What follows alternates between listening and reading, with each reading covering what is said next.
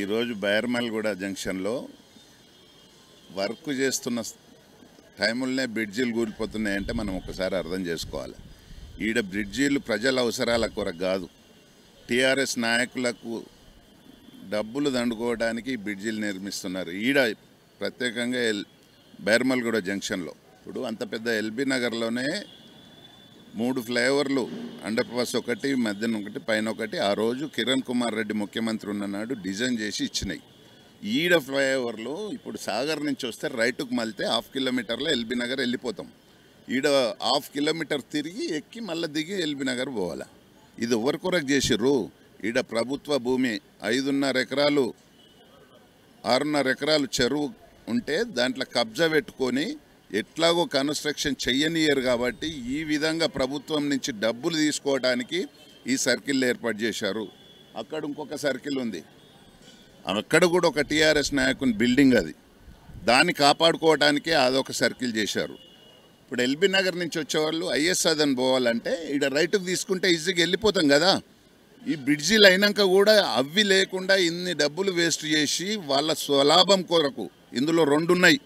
ఒకటేమో భూమి డబ్బులు తీసుకోవడానికి, కాంపెన్సేషన్ తీసుకోవడానికి, రెండోది ఇక్కడ కన్స్ట్రక్షన్ ఎట్లాగో వాళ్ళకి జరగనియరు, ఇది కుంట సిక్కం కాబట్టి వాళ్ళు ఖచ్చితంగా దీన్ని వాళ్ళ స్వార్థం కొరకే ఈ సర్కిల్స్ క్రియేట్ చేసిర్రు. మీరు ఒక్కసారి ఇప్పుడు కాకుండా ఆలోచన చేయండి.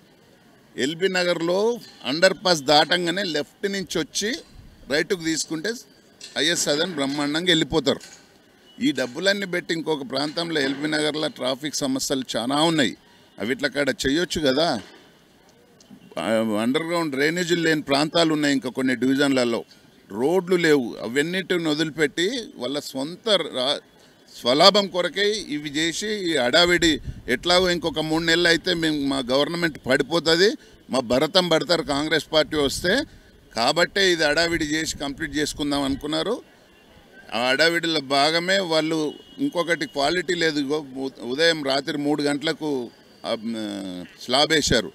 ఈ పాటికి కనీసం స్ట్రెంత్ రావాలి, కాంక్రీట్ పొడి రాలిపోతున్నది. ఇంత నాణ్యత లేని వర్కులు చేస్తున్నారు. వీళ్ళకు ప్రభుత్వాన్ని పూర్తిగా గాడి తప్పింది, ముఖ్యమంత్రికి కానీ కేటీఆర్కి కానీ. ఉదయం 6 గంటలకు లేస్తే 12 గంటల వరకు ఈ కమిషన్లు, ఈ భూదందాలు ఇవి చేసుకుంటేందుకే వాళ్ళకి టైం ఉండలేదు. ప్రభుత్వం మీద అజమాయిషీ లేదు, అధికారుల మీద ఒక్కనాడు రివ్యూ లేదు, క్వాలిటీ లేదు. ఎల్బీ నగర్ ప్రాంతంలో అప్పుడు కాంగ్రెస్ పార్టీ ఇచ్చిన బ్రిడ్జీలన్నీ ఒకసారి రీచెక్ చేయాల్సిన అవసరం ఉంది. ప్రజల ప్రాణాలతోటి చెలగాటాలు ఆడుతున్నారు. కాబట్టి మేము ఖచ్చితంగా దీని మీద సరి అయిన దర్యాప్తు జరిగే వరకు కాంగ్రెస్ పార్టీ తరఫున పోరాటం. ఈరోజు ఇక్కడ జరిగిన ఫ్లైఓవర్ ఘటన చాలా దురదృష్టకరం. ముందుగా ఆ పిల్లలందరూ సేఫ్గా ఉండాలని భగవంతుని ప్రార్థిస్తున్నా. అదేవిధంగా స్థానిక ఎమ్మెల్యే హుటాహుటిన రాత్రి వచ్చిండు, మేము కాదంటలేం.